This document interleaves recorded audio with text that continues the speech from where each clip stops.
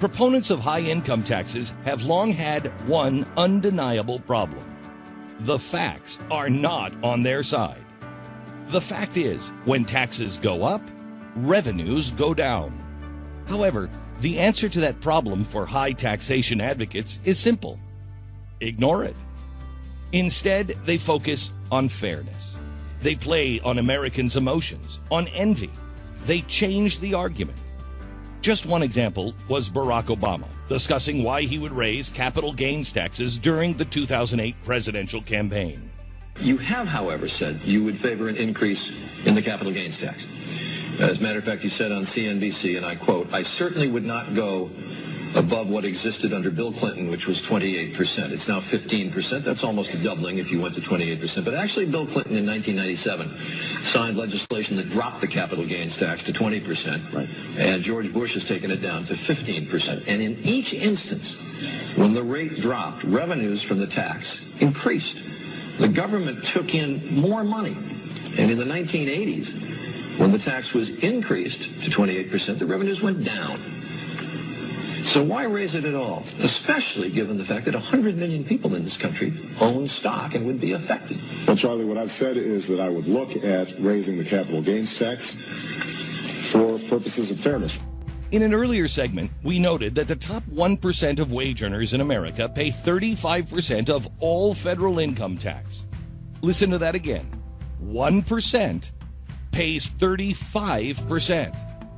But they bring home only 18% of the income. The bottom 47% of wage earners pay zero income tax. The current rate on Americans' top income bracket is 40%. Yet, somehow, the class warfare rhetoric continues unabated. Self-avowed socialist Bernie Sanders has been trying to flip the meaning of redistribution of wealth to make it sound as though the wealthy are stealing money from the poor, rather than the government taking money from the rich and giving it to whomever they choose. What we have seen, George, in the last 30 years, as most Americans know, is a massive redistribution of wealth. Unfortunately, it's gone in the wrong direction. It's gone from the middle class and working families to Donald Trump and his friends, the top 0.1%. And yes, let me be very clear. If we're going to make public colleges and universities tuition-free, as I believe we have to do in the 21st century, yeah, we are going to have a tax on Wall Street speculation. Yes, we are going to ask Trump and his billionaire friends to pay more in taxes. What rate? Yes, we are going to end these. We'll come up with that rate, but it'll be a damn lot higher than it is right now. Bernie Sanders has never provided details on how Donald Trump and his friends, or anyone in the top income brackets, have taken money from the middle class and working families, or how the fact that they have enormous amounts of money harms the middle and working class. Neither has he explained why, quote, we have to, in the 21st century, make college tuition free for all. That's a concept that America's founding fathers would never have agreed with. Ironically, the villain Sanders singles out so often in his class warfare salvos, in part, agrees with him.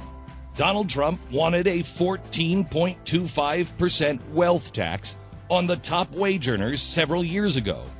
But even now, during this campaign, he has repeatedly said, They pick a stock and all of a sudden, they make a lot of money. I want the hedge fund guys to pay more tax. The third candidate for president of the United States involved in class warfare, Hillary Clinton, promises, I'm going to do everything I can to make sure that the wealthy pay for debt-free tuition, for child care, for paid family leave.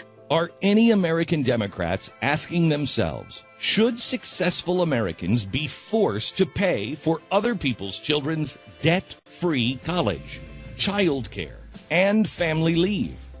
Don't the parents of these children bear any responsibility? Don't the college students bear any responsibility for their own education? How is it fair to ask anyone to take care of their own family and everyone else's? Is this still the United States of America? Presidential candidate Bernie Sanders would prefer it not to be, ignoring the despotic socialist states that have ended so many times in death and destruction. Sanders claims that he wants the United States to be more like Denmark, Sweden, or Norway. I think we should look to countries like Denmark, like Sweden, and Norway, and learn from what they have accomplished for their working people. Sanders never mentions that all of those countries became prosperous through capitalism during the 19th and 20th century. He never mentions that since instituting more socialism and socialist programs, the economies of each have stalled. He never mentions that their more successful citizens pay enormous tax burdens. And he never mentions that the lifestyle they live in these countries is far below that enjoyed by Americans. Scandinavian countries have a much lower income than Americans and much, much lower take-home pay. Less disposable income means less stimulation of the economy. It also means smaller homes. In Sweden, the average size of a new home is 902 square feet. In the U.S., the average home is over 2,400 square feet. Less income means fewer amenities for individuals and families. Do students in Denmark and other Scandinavian countries receive free education? Yes, but only on the backs of others. In Denmark, we're actually getting paid to study. I'm becoming a doctor, and it's for free, so that's quite cool. Top marginal tax in Denmark is 59% of your income. So we are paying quite a bit for the services we are getting. So it's not for free. I do believe that the size of the government, in terms of how much taxes we have to pay, means that it's putting brakes on economic growth. I think that is clearly the case. How do you feel about handing more than half of your paycheck over to the government? Well, quite furious on a personal level. And by the way, the minimum wage of $15 that is so cherished by Bernie Sanders and Hillary Clinton is non-existent in Denmark. We don't have a government-regulated minimum wages in Denmark. If you want to work for less than $15, as Bernie Sanders suggests, you can easily do that in Denmark. In the United States, McDonald's is used in the debate over minimum wage. In Denmark, there is no minimum wage. Leaders of these European countries would want Americans to know that their economies are actually, in some cases, freer, less regulated than in the U.S. right now, and that the socialist programs are such a drag on the economy that they are now going the other way, toward less socialism. Also, while Sanders and Clinton look to Europe for economic answers, Europeans, as always, continue to look to America. In Sweden, the effective marginal tax rate once hit 100% under certain circumstances. In fact, the IKEA founder left the country because of it in 1973. During the past few decades, the attitude and legislation has turned against socialism, just like in France. Sweden's tax rates have actually fallen, and the founder of IKEA has returned now to his own country. Republican presidential candidate Ted Cruz has a different plan. My simple flat tax is exactly what it says. It's a flat tax of 10% for everybody.